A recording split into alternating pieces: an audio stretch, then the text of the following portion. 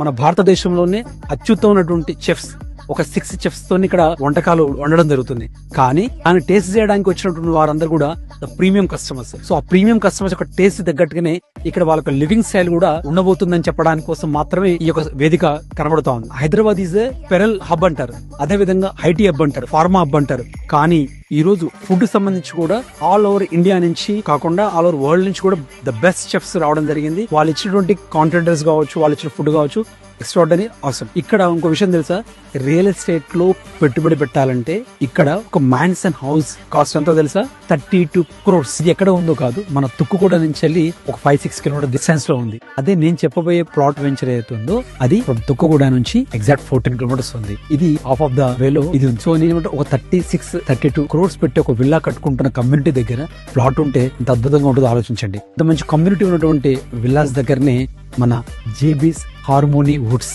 ఏదైతే ఉందో అది రేపు 20th నాడు మనకు లాంచింగ్ చేయడం జరుగుతుంది. సో మీరందరూ కూడా జేబీ హార్మోనీ వుడ్స్ వచ్చేసి అక్కడ ఇన్వెస్ట్మెంట్ చేయాల్సింది. I'm requesting to everybody.